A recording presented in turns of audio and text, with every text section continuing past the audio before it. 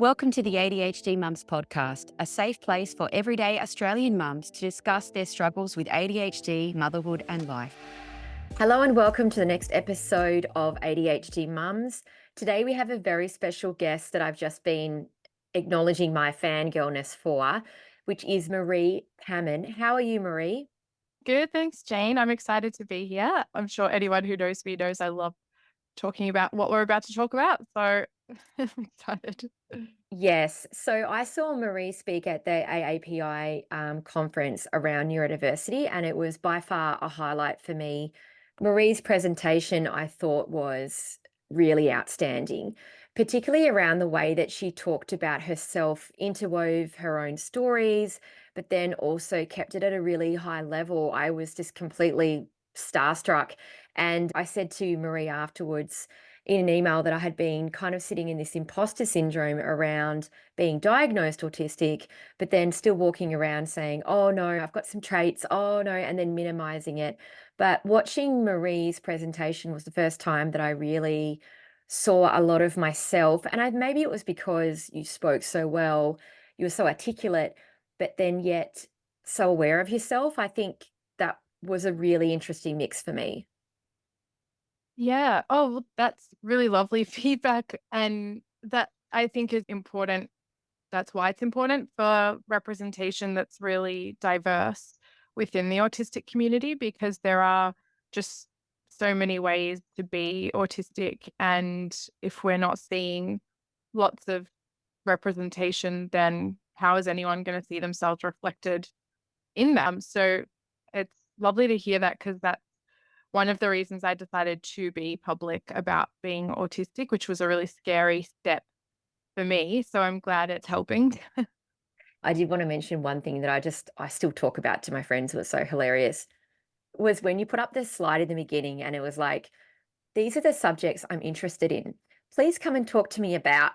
And I was like at soccer with one of my kids recently, and I was thinking, I just want a t-shirt to have that on because hmm I'm really struggling with all this other stuff that everyone's talking about. Please, can we get to a subject that I'm interested in? Yeah, yeah, I put that. I always have that in my presentations now when it's something like that where people don't know me, because I just feel like it's a very autistic culture thing to do. It's like the most people or neurotypicals will be like, here are my achievements and awards, or here's my job or my career stuff, which is great. But for me, I feel like if in an ideal world, if introduce myself to new people, it's here are the things that I really enjoy and am enthusiastic about. And then other people, if they're interested in those things too, usually come up to me and they're like, oh, I love animals or that TV show. Or, and then it's so much less awkward to start a conversation. Yeah, I loved it. I was like, how can we do that with like t-shirts and have it hmm not be odd? I was like, I just want that on a t-shirt. But anyway, we will move on. So, if you don't know who Marie is, this is just a quick overview. She is a neurodivergent clinical psychologist, researcher, and advocate. She works exclusively in the neurodiversity space. Outside of work, Marie loves animals, arts, craft, and music. I love those interests because I feel like that's my whole life. And my daughter, that's all we do is animals, arts, craft, and music. Yeah. Love it. Love it. Okay, so Marie, could you tell us a little bit about your diagnosis story and how you felt about it? So I pretty much have had an interest in psychology or psychiatry since I was probably 10. It was one of my earliest special interests, other than animals, which was probably my earliest one. But once I was, I don't know, like spending time in the library at lunchtime and things, I was really interested or gravitated towards books about human behavior and things like that, which makes sense now because I was trying to understand everyone around me, I guess. And there'd also been quite a bit of mental health challenges in my family. And I've had my maternal uncle suicided when I was very little, and my grandparents struggle a lot with mental health challenges. So I was exposed to it and I was really curious about it and how this happens and what it means. So I was like reading the DSM when I was 14, I think. Yeah, it would have been like year 8 or something. And I came across Asperger's at the time, is what it was in the DSM. And I remember reading it and thinking, oh my gosh, this really sounds like me. So then I went and did some searching on the internet about Asperger's. And what really threw me off the trail was a lot of information online about a lack of empathy and people not being able to have friends. And I did have friends.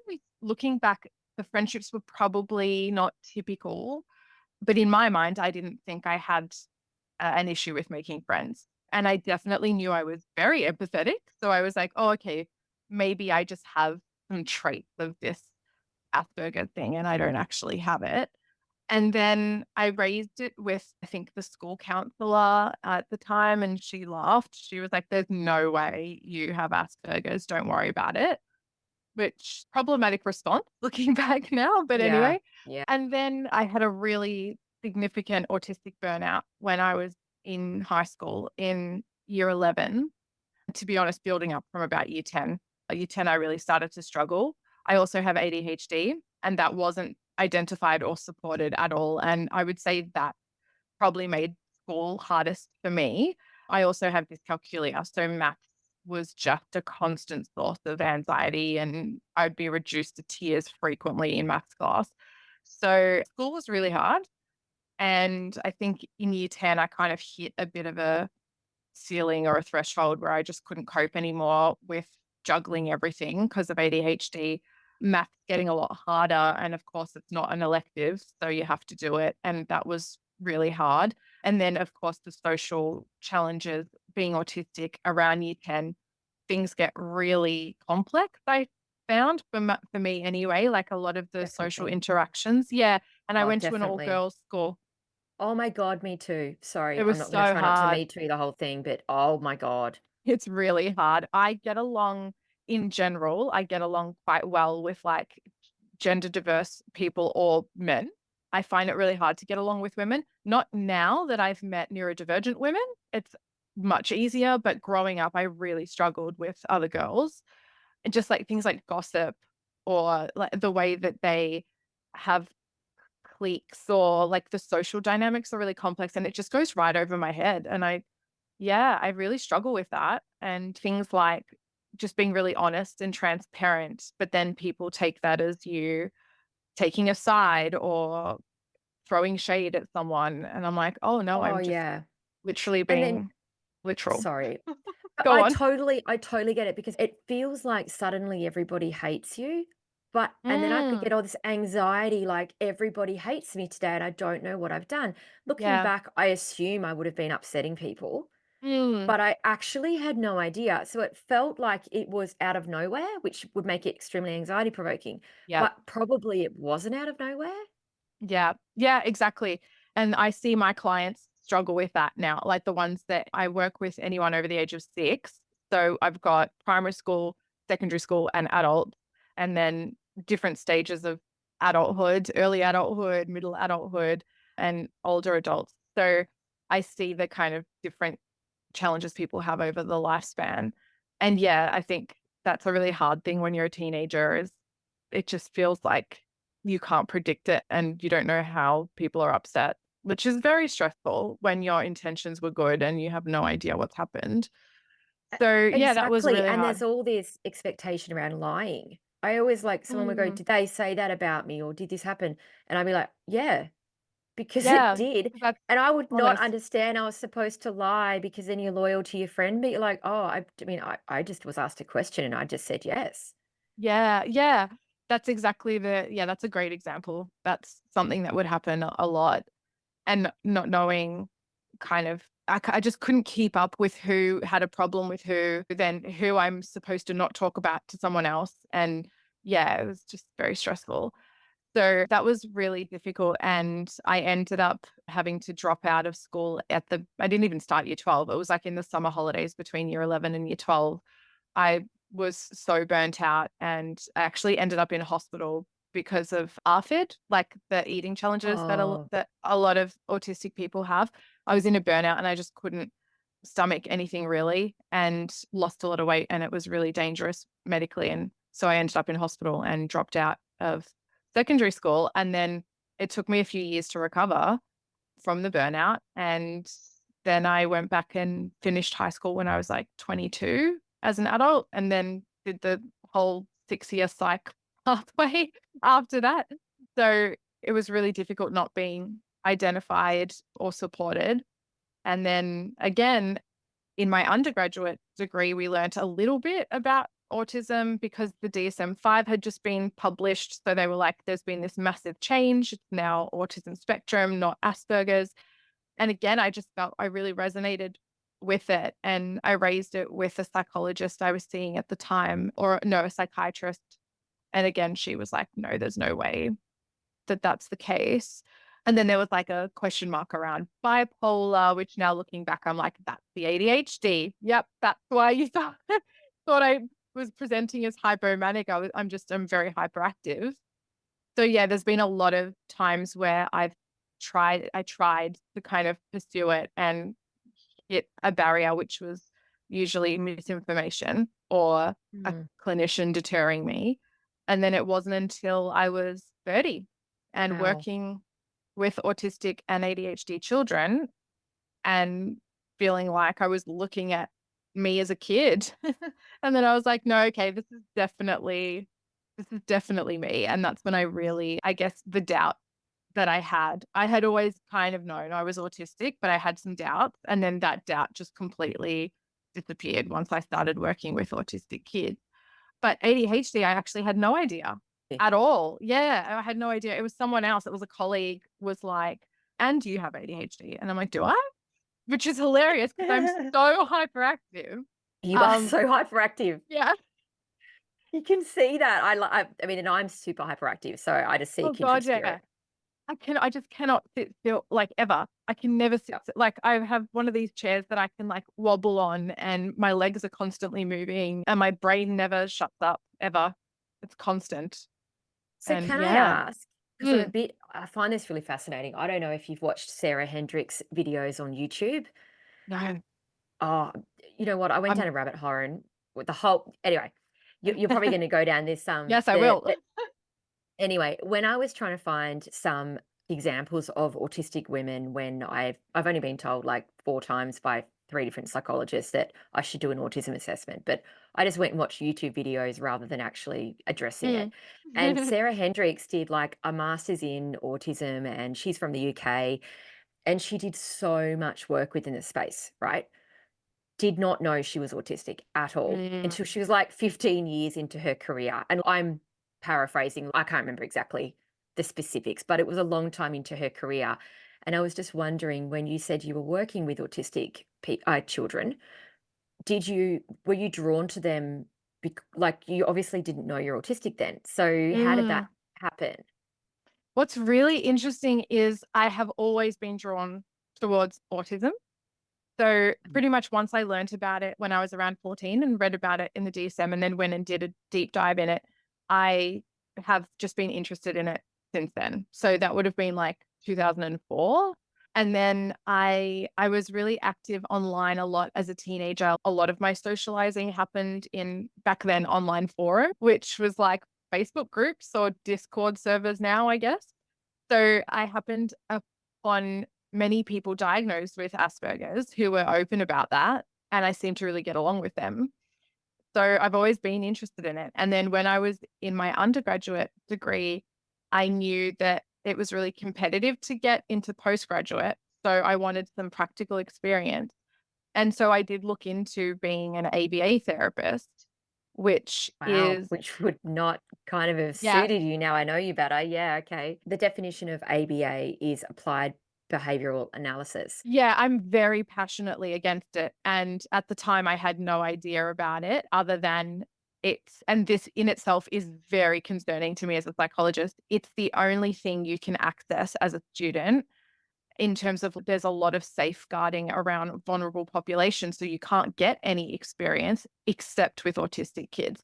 And that is really scary to me. Like that should not be the case because they are an incredibly vulnerable population. And it's really bizarre to me that you can be an undergraduate student and do therapy on a child who's autistic. So, anyway, I didn't actually end up pursuing it because in the trial, shift that I had where it was like to see if I would, I suppose, bond with the child or the child responded to me or whatever engagement. I naturally fell into parallel play with this child. So he didn't look at me and sat parallel to me. And I just started making something like next to him. And we were both having a great time. But then the parents commented that, oh, no, this isn't going to be a good fit because you're not getting him to interact with you. And I remember thinking to myself, we are interacting, obviously not in a typical way. Now I know what they were looking for, but so they took the kind of the toy away from him and he had a meltdown and it just sat so badly with me. I felt really yuck inside Yeah. when I saw that and I was like, "Oh, I don't think I could do this actually. This is really uncomfortable." So, Yeah. yeah. Interesting. I actually got my kids are on the NDIS. I have 3 children on the NDIS, and I had an ABA therapist call me, and we didn't. It got heated on the phone. The first thing she said to me, and I know that this isn't all ABA therapists, so I Mm, know that it's changing, and I understand that people DM me about that all the time because I do. I released an episode today about the NDIS and the PBS program, which mm. is a positive behavioral support program, and how if you do have a practitioner in your home and you're not, you're not in the psychology industry or you don't know a lot about it and you don't feel right with what is being said or done with your children, or it's not right for you, feel free to push back because you as the mother are the expert on your child and Yes, you don't want to go with something regardless of what it is because you're told that you have absolutely. to. Mm. Yeah, so anyway, segue, but I love what you're saying about that. That's so interesting. So you're already working with the population when you realized you could be. Did you seek your own assessment or did you or did someone Yeah. Oh, approach so you or how how did that work? sorry, I didn't even answer your question. So once I started working as a psychologist, I didn't intentionally go into autism. It just so happened that the clinic that I worked at saw a lot of autistic children. And I think as a new grad, I think this happens in a lot of places. They give you the children that they find difficult. They kind of palm Yeah. them off to you when you're a new grad. And I didn't find those children difficult. So I was seeing a lot of like in the handover notes about that they're really difficult to engage with. So this will be a really good learning experience for you. And then I found I was engaging with them in the first session. So it was, yeah, that's how I ended up really loving working with autistic people. And then over a few years, just I think naturally kind of selected out neurotypical people. Just wasn't a good fit, I don't think, for me personally. I know there are lots of autistic psychologists who do work with non-autistic people and they find that fine, but I think my particular approach or communication style probably just, yeah, doesn't really fit. And masking, although I can do it pretty well for an hour, I just don't think it gets results for me personally. Like the progress would be very slow because it's not an authentic connection. That's just my experience. I know other people are fine with that, but I find it really hard to build rapport if I'm masking.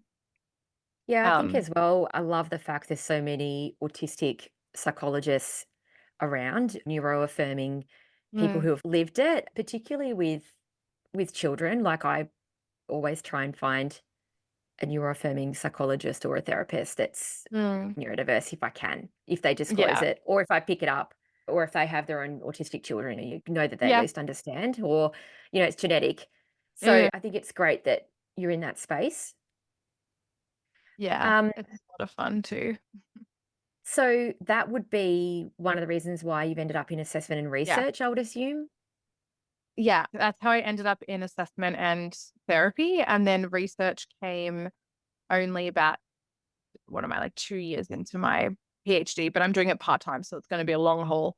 That came from sheer frustration working as an autistic psychologist with autistic people, and then my PhD project is on stimming, so these like repetitive regulating behaviors that autistic people have.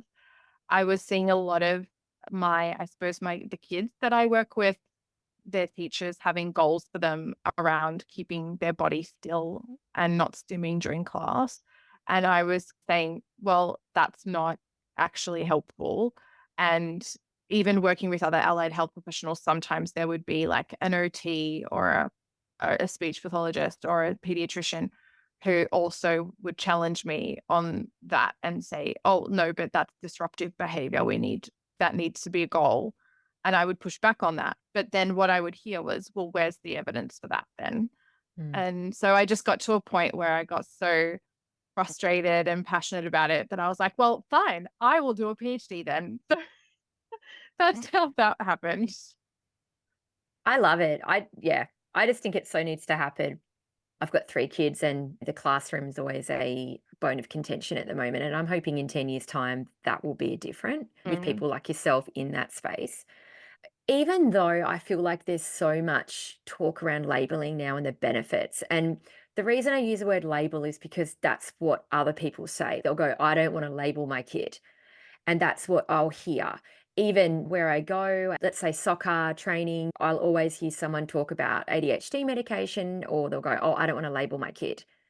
And it just seems to be the words that are still out there.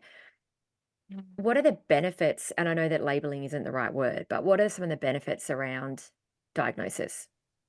Yeah, I'm gonna share with you. I don't know if you can share this with your viewers, but I co-authored a piece for The Conversation with Josie Barbaro, who's an associate professor at La Trobe, I believe now is openly autistic and ADHD. And she does a lot of research on early identification. So we actually have an app in Australia that you can get on, I think, any smartphone called AS Detect. And if your child is, I think, in the first year or 18 months or oh, I can't remember the exact age range, but it's very little, it's babies. You can download this app for free and it will tell you if your child is likely autistic. It's not diagnostic, but it's meant to be like a, hey, go and see a pediatrician or something about this. So she's really passionate about early identification. And obviously I then also work with teenagers and adults. So we put those knowledge areas together and wrote this piece about when you should talk to your child about autism if they've been diagnosed. Because, yes, this is a big concern that parents have. Understandably, parents want to protect their children. And once you tell them they're autistic, you can't really take that back. So I understand there's concern around when and how you tell them. But I think, firstly, it's always a case by case basis. But as a general rule, there tend to be more benefits of telling children than withholding it from them.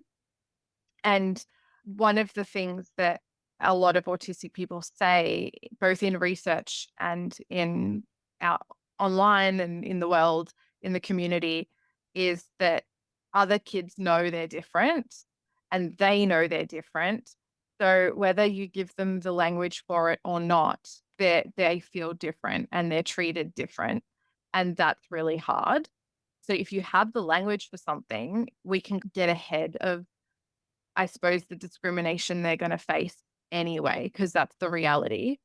And it's a bit more empowering to have the information and to know that, oh, okay, maybe people sometimes will be nasty to me because they pick up that I'm different from them, but we arm them with the narrative and we get to help them have their own narrative. It's not going to be this narrative that comes from society about you're weird and we don't want to be friends with you or whatever it is. This is why you struggle. And instead, we get to shape that narrative with them and we can make it neutral and realistic and affirming, not superpower either, because that's also not helpful. But that really neutral kind of realistic middle ground of yes, you are different. And there will be things that will be hard about that. And there are things that are great about Oh yeah, I love that. I My daughter is 8 and we disclosed diagnosis to her, I think it was in December, just before she hit grade 3. that. And I was so glad I did because there's a big jump at her school and they start to transition to high school at grade 3. I personally have a Wow. problem with that. But anyway, Yeah. that's what they do. And what do you know? She couldn't cope. And Mm. she really, really struggled. And it got to the point where we pulled her out of school. And she said to me in bed one night, "Why is it that I can't cope and everyone else can? And now I can't see my friends." And it made that conversation so much easier because we'd already had that conversation. So we kind of Yeah. got in before the crisis. So she understood the reasons why. And I think she Mm. makes better decisions now because she understands that she shouldn't, well, she doesn't want to just go along with what everyone else is doing because she actually knows it doesn't feel good. Yeah.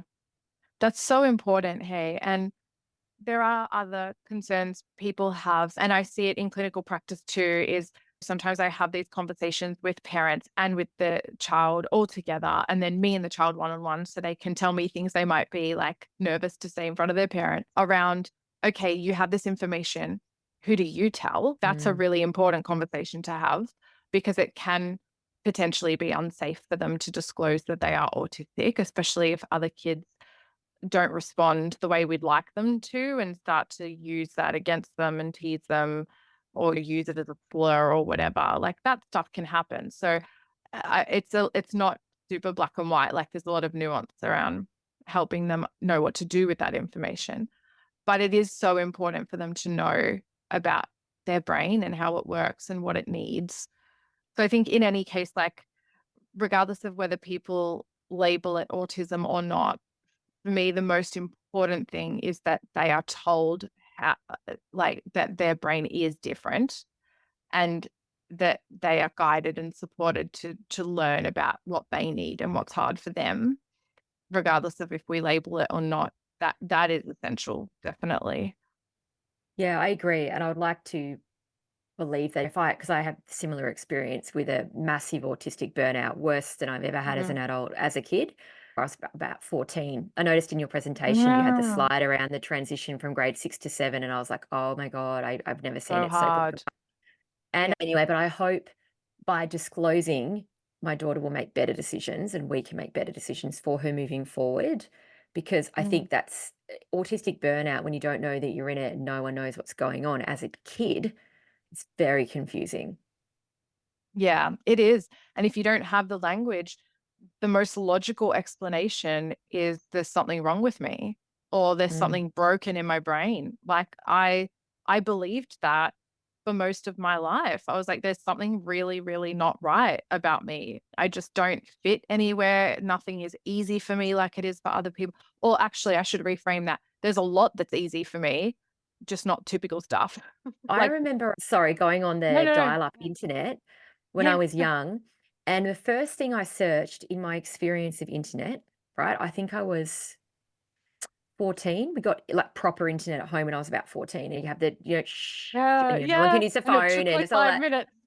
And so you've really got to be determined to get that page up, right? Mhm. Because if you re-click it, it'll refresh. It'll take another 5 minutes. And for ADHD, it's really hard to wait, right? Oh god, And I yes. remember the first thing that I typed in was bipolar disorder. Wow. And I diagnosed myself with that, printed it out on our slow printer, and then I looked up epilepsy because I was experiencing shutdowns, but I didn't know what they were. And I thought I had epilepsy. Mm. So people think that kids don't know, but they know. They know. Like, Yeah, they know. I've even had kids who are diagnosed and their parents haven't told them.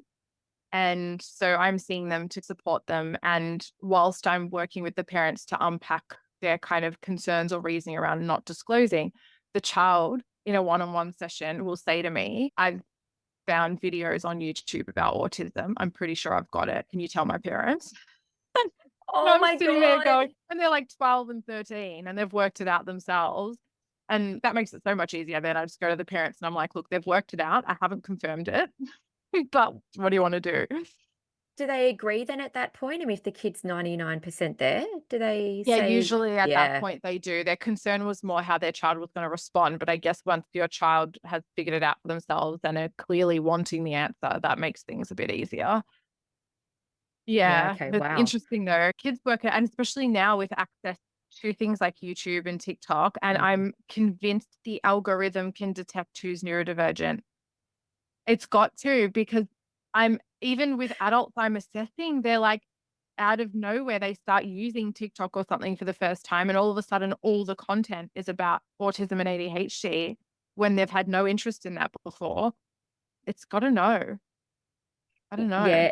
Yeah, I agree. I saw someone online the other day and they were like, oh, there's ADHD everywhere. Every video I look at is about ADHD, and someone commented and put, my algorithm doesn't do that. You might need to get assessed. And I was like, oh Yeah. my God. Yeah, exactly.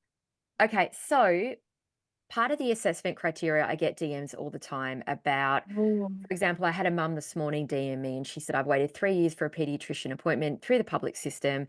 And I was told it wasn't because of eye contact, blah, blah, blah, or lack of empathy, Mm. one of the old things.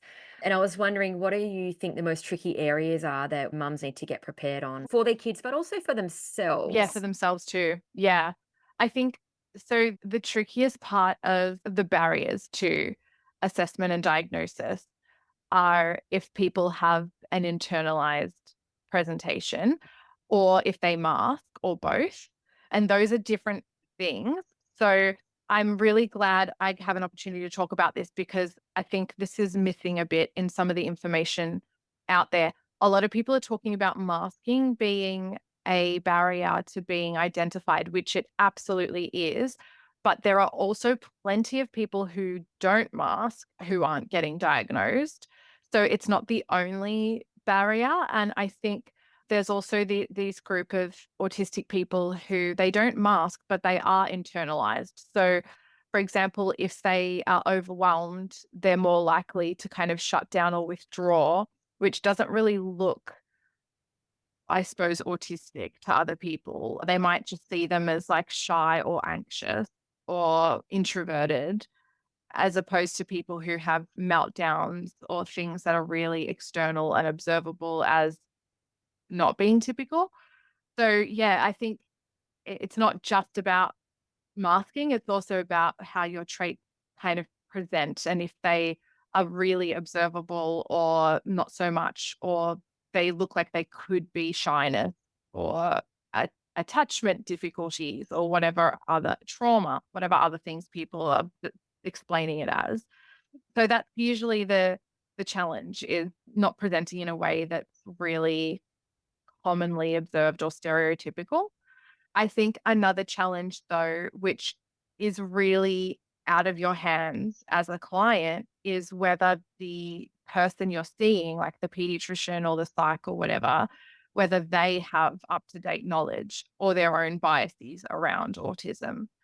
So I have met, for example, many other health professionals who believe autism is overdiagnosed, even though there's no evidence for that. That's just a belief that they have, and they've not gone and read the papers and the rationale for why that's not the case. So they're going to have quite a different idea of what the threshold for diagnosis is. I think it's going to be a lot higher. And then also just gender bias. So I've Mm. had, for example, girls that I've diagnosed who have had an assessment before and had autism ruled out, and they're not even masking. And actually, their traits are really stereotypical as well. Like they really love trains and aeroplanes and dinosaurs. So they don't have, I suppose, the like people talking about how sometimes autistic girls have really interests that on the surface look typical, like fairies or mermaids or animals and arts and crafts, which, yes, plenty of us do. But interests aren't really gendered. There are also boys who like fairies and mermaids and whatever. And there are also girls who love trains and dinosaurs and space and planets and things. And yeah, and I'm just seeing these girls who have those really stereotypical interests, they don't make eye contact, they don't talk about emotions, and they're still not getting diagnosed. And the only explanation I can find for that is it's got to be the assessor's own bias that, like, this little girl with like pigtails who's wearing pink couldn't possibly be autistic. And yeah, I don't know how you prepare for that other than just be aware that that exists out there in health professionals. And so if someone's not listening to your concerns or your observations about your child, seek a second opinion, which is unfair because it's money and time that people probably don't have. And I'm just really sorry that that's the reality we currently live in. Yeah, it's sad that it's such a privilege. You've got to have a parent with time and money if you're a child, and also if you're an internalizer autistic person, then maybe you need to have a pretty forthright parent too that's going Yeah. to go to the second opinion because if the parent goes and they rule it out, well, it's really not the parent's fault. It's a really hard one. Exactly. It is. I would say actually that maybe one way that we could be prepared is focusing a lot on the more stereotypical criteria and how your child does have those, I think, or yourself, because I think that in itself is kind of like preempting that even if someone does have a narrow view of autism, you actually also have evidence for that narrow view. So it could be things like just saying to them, I know that she is making eye contact with you right now, or he's making eye contact with you right now and answering your questions. But usually, after an appointment like this, when we're in the car, they will ask me what you meant by XYZ, or they will, on the way here, they were asking me, what is this person going to ask me? What should I say back? Like any evidence you have that they're not understanding some social situations, I think can really help being prepared with some evidence Yeah, of those that are, yeah. that's a great point, like, starting off with the things that are the I suppose, hitting the exact criteria, starting there, not starting with things that might not be generically accepted, possibly. That's a really Yes. good point, actually.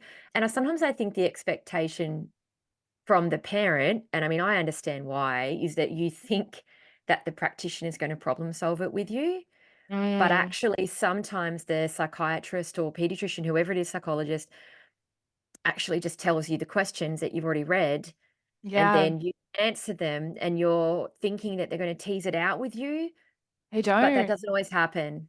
Yeah, yeah, many people don't tease that out, and I just say that as a neutral kind of statement. I don't blame anyone. I think there's a real lack of education around assessment, even as a professional. We barely touched on it in 6 years of study that I had to do to become a clinical psychologist. And all of my knowledge, pretty much, most of it has come from my own professional development that I have sought out and paid for and invested in, which some people can't afford or don't have the time to do. So I think there is a real lack of information around autism amongst health professionals, which is like a systemic problem. Yeah. Yeah, and then I think it's pretty sad that the parent possibly has ADHD, so Mm, being prepared and putting that time aside and getting organized might be a really difficult thing to do. yeah. Also, as a mother, I can tell you I'd rather do anything else than think about my child's deficits. Yeah. Because what you see is what you see. So if I go and spend 2 hours thinking about all the things my child can't do, then I'm not feeling really positive towards them later on. So Yeah. it's not something that you wanna do either. It's not fun. So I can see why No. people don't get prepared. Yeah. Yeah. Very true. And I don't know if it's helpful for anyone if you are kind of dreading that, thinking about the challenges your child is having. If it's helpful, you could frame it in your mind as what are the things my child is really struggling with that's causing them anxiety and stress and distress? Because those are the things they're going to need support with. So rather than saying, here's all the stuff my child is really bad at, it's more, here's the stuff that my child finds really stressful because it's inaccessible for them. And those are the things that we can support them with. Yeah, Yeah. true. I don't know if that True. helps, but because it is awful to think about. And even as an adult, here's all the things I'm really bad at. And I'm not actually bad at them. They're hard because they're inaccessible. Yeah. No, I totally agree, and that then you're accessing help. It's a hard road, to be honest. Yeah. I've found it really draining and depressing, to Mm. say the least. So, what things would you suggest mums do if they were bringing, and I say daughter, but I mean like internalizing, really, Mm. to an assessment? Yeah. So I think, as I just mentioned, I think the most important thing is being prepared with things. And I would say written down if you can, because one thing that can be really hard if another health professionals, you feel like they're not listening or they're pushing back. I don't know about other people, but myself and a lot of my clients actually tend to then shut down and not know how Totally. to push back or set boundaries or be assertive. So if you've got it in front of you, it can be a bit easier to prompt you to be like, okay, actually, I'm going to keep going, telling you about these things. Or would you like to read it? I've prepared it earlier.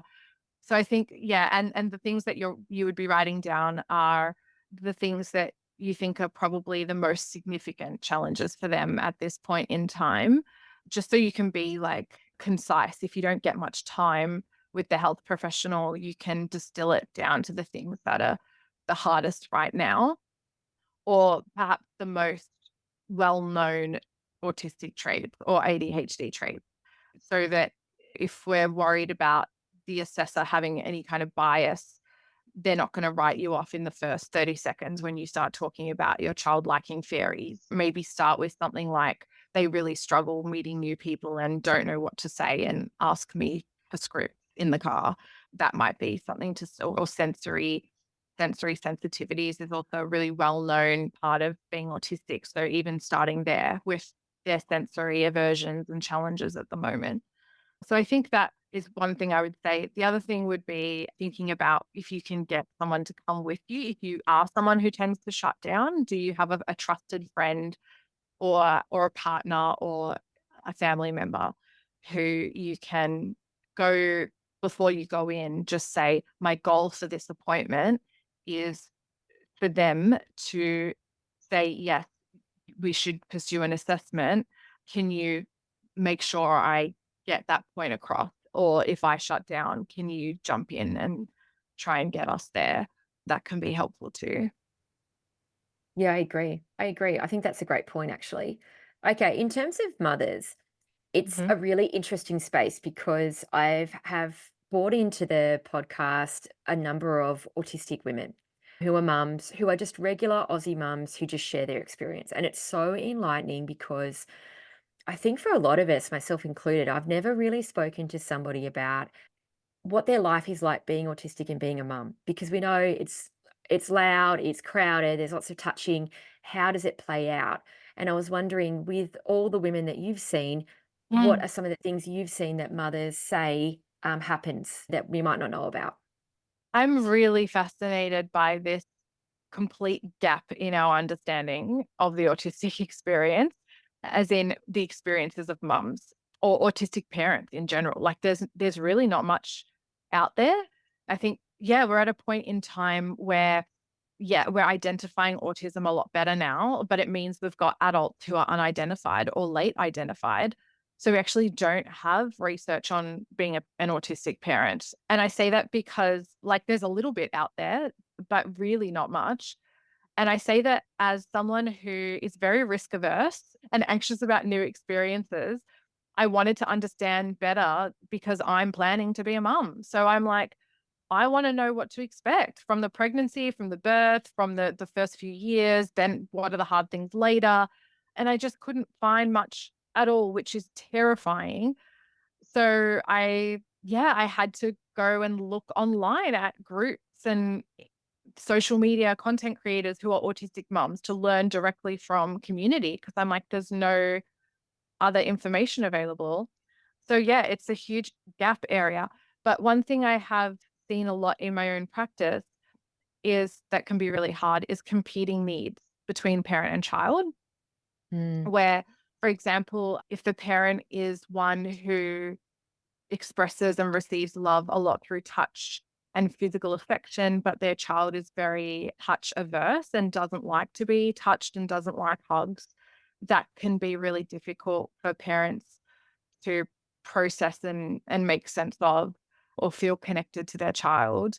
And then the other way around as well. So I've seen parents who are very touch averse, but their child is really sensory seeking and wants to like pinch or squish or hug and touch a lot. And parents are like crawling out of their skin, just, oh my God, stop touching me. mm, And then auditory differences as well. So if either the parent or the child makes likes to make a lot of noise or seek in that way, but the other one is very overwhelmed by noise. So yeah, I think that competing needs is a challenge that I see come up a lot. And the other one, honestly, is society and how everyone has a lot to say about your parenting. yeah.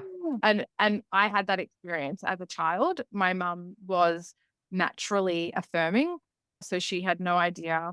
that she was autistic. She had no idea that I was autistic and just naturally understood me and attuned to me and let me pursue my interests and stim and live my authentic autistic life. But I remember a lot of my friends' parents had a lot to say about how my mum chose to parent me, and definitely psychologists that I saw when I was a teenager and I was really struggling at school had a lot to say about, I believe the term was enmeshment. So Oh, basically say I that heard that. Okay. my mum and I didn't have good boundaries and we were too involved in each other's lives. But looking back now, I'm like, my mum was my support person. Of Mm. course, she was going to come with me to places and new things when there's no way I could have accessed it without a support person there. So yeah, I think that can be really, and I see that's really hard for the parents that I work with as well, is so much negative feedback when they are parenting in a way that I think, according to the research and my clinical experience, is good parenting. They're getting a lot of negative feedback for that. And that's really hard. Yeah, it's interesting. I do hear that a lot, and I hear parents say or mums say that they're the expert and they told me. And my response is always, but who's the expert on your child? They're the Exactly. expert in medication or whatever is their area. And yeah, you should work together, but one brain is not going to cut it. Like you need to have the expert of the child, which is the mother or the father, Mhm. Mhm. and then the expert of the field working together Absolutely. 50-50. That's my thought pattern on it. We're not going to, I would, I totally agree with you Yeah, because we know 100%. our kids. Yeah. And your mum knew Yeah, you. So, exactly. That's exactly right. And even as the experts in the field, we like research, for example, is only one form of evidence. And the reason for that is because the research has gaps in it and maybe hasn't been done on someone exactly like that child. Either the demographics are different or the circumstances and the context is different. So there actually isn't research that is 100% applicable to any individual. Our job as professionals is to apply the research where it applies, but then use our own judgment and experience and the client's actual expertise and lived experience and values and their own goals for themselves and marry all those things up. And that's where our skill comes in. So I mean, that's best practice. That's what we should be doing. That's the triad of evidence-based practice, science or research, clinician expertise, and the client lived experience and goals or values. That's what wow. it's supposed to be. Mm. I love that. So it's gone are the days of the old white men making decisions for everybody in their Yeah. suits with no lived experience of anything. I love that. Mm. That's actually great. I was going to ask you, do you think that ADHD or the autistic experience can be cumulative? So a lot of women will describe being diagnosed after having children, but then there's this question that I don't know if anyone really knows the answer to, because is it because the children are picked up at school and they're going to be diagnosed? Or and there's a lot of women who say that that actually hasn't happened for them. It's been this huge cumulative load that has then led to a diagnosis. Yeah. Yeah, there is. Yeah, absolutely. Everyone's onto something there. So if this is helpful for people, the framework that would fall under is called the social model of disability, and specifically something called person environment fit, which is your personal trait, challenges, strengths, and how they fit with the demands of your environment. I'm going to look this up. That sounds Yeah. amazing. Yeah. So it comes from sociology, and psychology has now started to use this a lot in research as well, which is great. And this is why I think fields should be talking to one another. But anyway, it's this idea that neurodivergence in itself is not the problem. Like there's no kind of pathology that we've found or something wrong in the brain. Where disability comes from is a mismatch between someone's traits and the demands of their environment. I like to give like an example that's really concrete for people that I work in a field where I have flexible work hours and it's my special interest and it's very clear what the boundaries and expectations are in social interaction in my job, right? So that fits me really well. I get to talk about something that I'm very interested in. I get to help people with something that I have lots of knowledge about. And it's always very clear that for 50 minutes to an hour, I am going to interact with them in a way where the expectations are clear. That is very different to if I were working in hospitality, where True. it's unpredictable. There's lots of small talk. I don't know who's going to try to talk to me, what they're going to try and talk about. There's lots of noise. There's lots of multitasking. I would absolutely be fired within a few days if I worked in hospitality. Now, I'm the exact same person, but in those two contexts, my functioning would be completely different. So I think that's person environment fit within the social model of disability. So basically what's happening when people have children is the demands increase because now you're not just trying to get through life as a single person or a couple, you've now got children that you have to manage and organize and plan, which if you have ADHD is a whole lot of executive function. So that's hard. And if you're autistic, then those kids also come with sensory demands and social demands. One thing I don't know how parents do, and I'm really dreading it, is going to like school pick up and drop offs and birthday Oh. parties.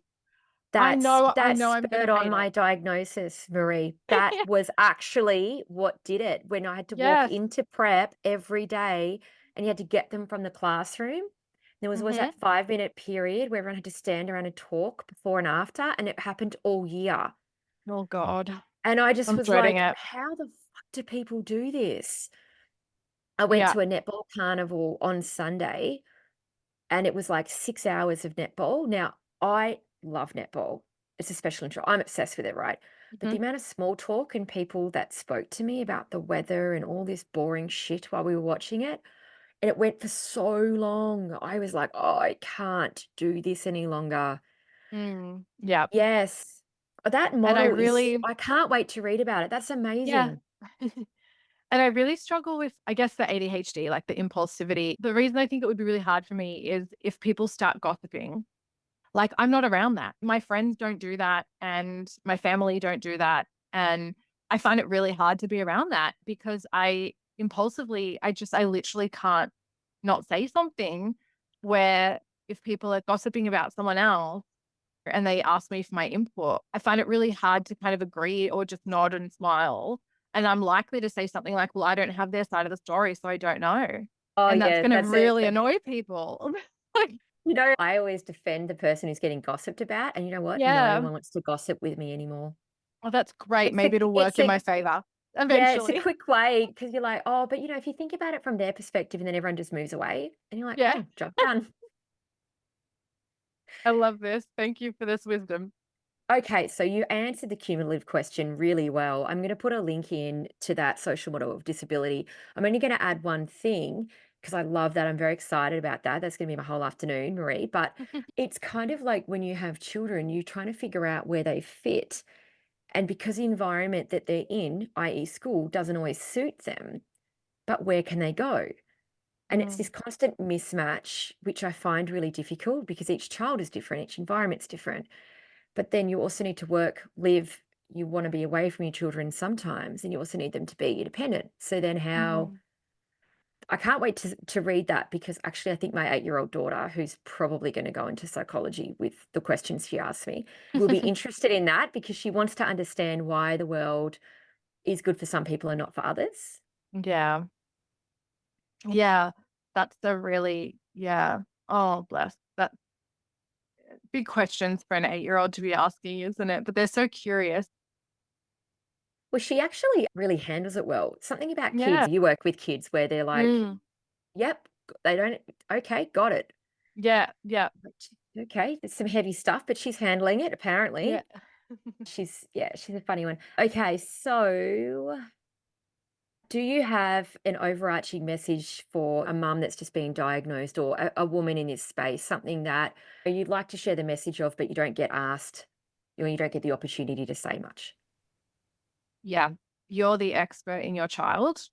I think we've covered that, but that is absolutely a take home message. If something doesn't sit right for you or feel right for you, be curious with the health professional and ask them if they can explain the reasoning behind what they're doing or try and help you understand it a bit better.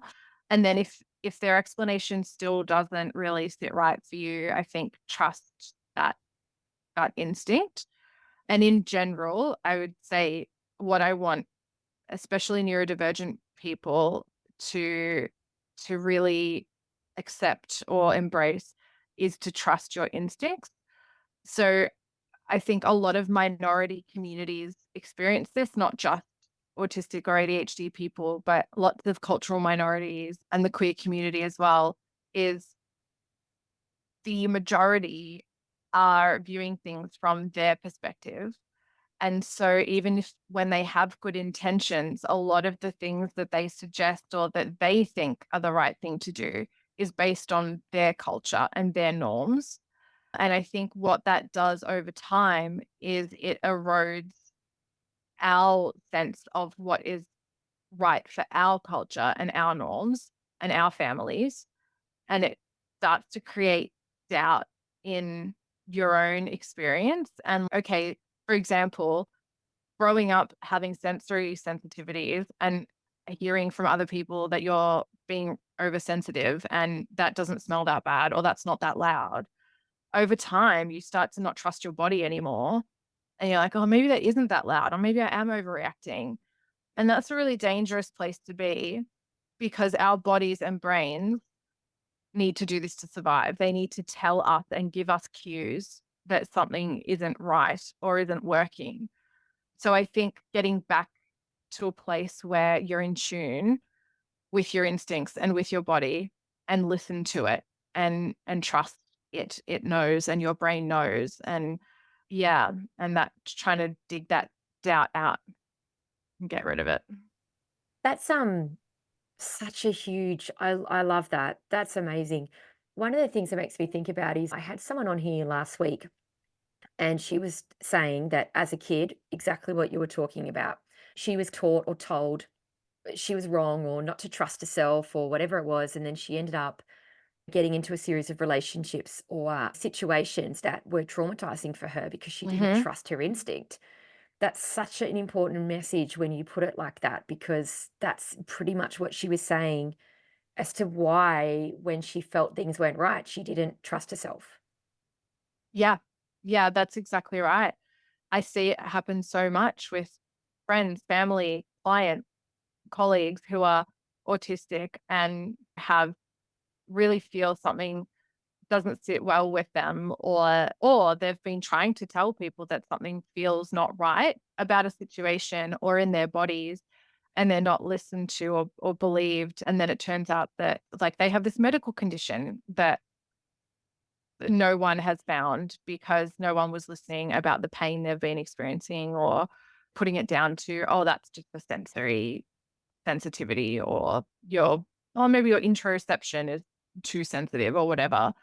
So I think if something really feels like it's the right decision and other people are saying, don't do that, if it feels right for you, that's the right decision. And then vice versa. If something feels really wrong or uncomfortable or it's setting off some kind of alarm in your brain, be curious about that.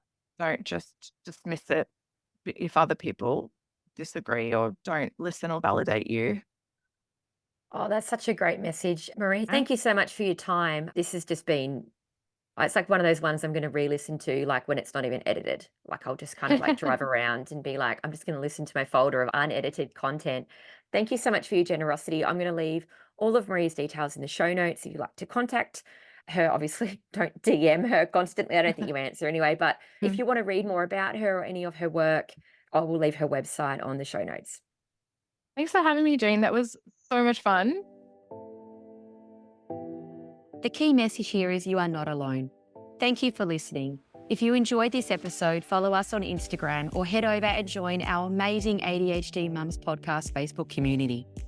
Everything you do matters and helps to spread the word about what neurodiversity in females looks like.